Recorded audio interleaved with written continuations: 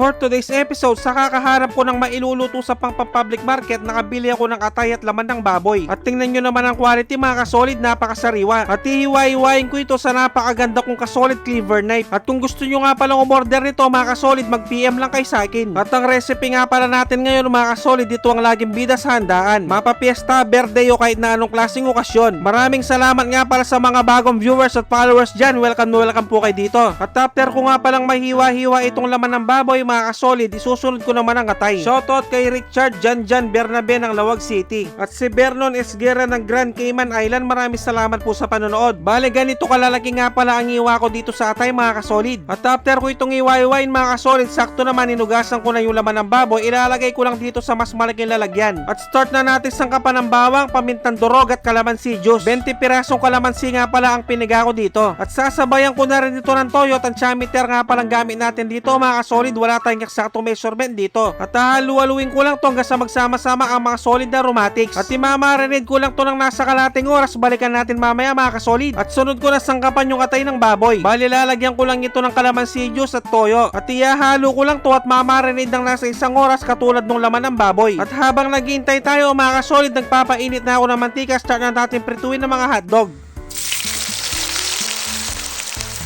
At siguradong nakatutok din ngayon si Romel P. Maniago ng Kapehan, Tarlac City. Pagkalipas ng ilang minuto, pwede na to mga kasolid. Iseset aside ko muna to at isusunod ko ng prituin yung patatas at carrots. Shoutout nga pala sa mga masisipag nating workers dito sa Pinas at sa ating mga bayaning OFW. Mag-ingat po kayo lahat dyan. At dahil pwede na rin to mga kasolid, sunod ko ng prituin yung red and green bell pepper. Sobrang lumalabas kasi ang napakabangong aroma nito pag piniprito. At fast forward tayo mga kasolid, pagkalipas ng kalahating oras, pwede na yung laman ng baboy. At gamit naman yung mantikang pinagprituan kanina, start na tayo manggisa ng sibuyas, bawang at daw ng laurel. At haluhaluin ko lang to hanggang sa lumabas ang napakabangong aroma. At pagkalipas ng ilang minuto mga kasolid, isusunod ko lang minarinate ko laman ng baboy. At sasangkapan ko lang ito ng pamintang durog at haluhaluin hanggang sa magtubig. At shoutout nga rin pala kay Journey Marikit ng Magalang, Pampanga. At si Edison Quinto Kalilong ng Lubao, Pampanga. At kung napapansin nyo mga kasolid, nagtutubig na, bali itatabi ko lang muna ang mga karne at lalagyan ko na ito ng tomato paste. At siguradong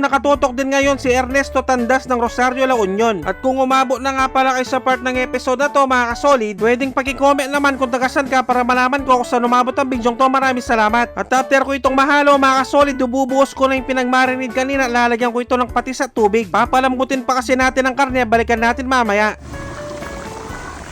Pagkalipas ng nasa kalating oras na pagpapakulo mga kasolid, pwede na to. Grabe, napakabango na, pero mas lalo pa nating pasasarapin mamaya to dahil bubuhusan ko na ito ng tomato sauce at lalagyan ko rin ito ng konting asukal pambalanse. At siguradong nanonood din ngayon at nagkakape ang mga viewers nating mga tambay. At eto pa ang mas lalong magpapasarap dito, ilalagay ko na yung minarinate kong atay ng baboy. Kung nagtataka naman kayo mga kasolid kung bakit hindi ko sinali kanina, tumitigas kasi ang atay ng baboy pag sumobra sa kulo. At pagkalipas lamang ng nasa 2 minutong pagpapakulo mga kasolid, pwede na to. Tingnan nyo naman, napakaganda na ng kulay. At ihahalo ko na yung pinirito kong hotdog kanina. At isusunod ko na rin yung patatas at carrots. Syempre, hindi rin mawawala dyan ang red and green bell pepper. At sasabayan ko pa ito ng pasas mga kasolid. At shoutout nga pala kina Rosemary Nunag, Elba Carbongco at ang Carbongco family ng EPSA. At siguro naman may idea na kayo sa recipe na to mga kasolid, pwede paki-comment naman. At sa puntong to mga kasolid, siguro bibigyan ko lang ito ng nasa 2 minutong pagpapakulo. Balikan natin mamaya.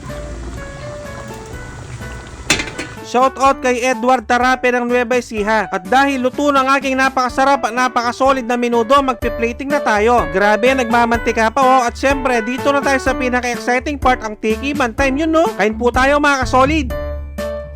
Sus Mariosep, kanya mana po. Grabe, napakasarap mga kasolid. At sa sobrang sarap nito, para ka na rin pumunta sa piyesta no, kaya sa binyagan. At siguradong mapapahanap ka talaga ng kanin pag ganito ang ulam mo. Yun o, bagay na bagay talaga sa kanin mga kasolid. At siguradong natatakab din ngayon si Gildo Plana ng Oras Eastern Samar. At si John Martin Aquino ng Minarin, Pampanga. Maraming salamat sa suporta mga bossing. At pag ganito talagang kinakain ko mga kasolid, hindi ko talaga mapigilang sumubo. Lalong lalo na yung kakagat ka pa ng sili. Grabe, nakakaganang kumain to. At bibigyan ko na kayo ng pangmalakas ang perfect bite para dito. Yung sasalo ka ng menudo tapos bubuhusan mo sa napakasarap na mantika tapos lalagyan mo na sili. Sobra talagang napaka-perfect nito mga tampu.